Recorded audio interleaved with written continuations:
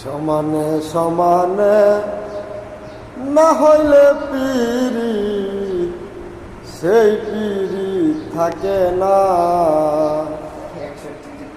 সমানে সমানে না হইলে পিরি সেই পিরি থাকে না।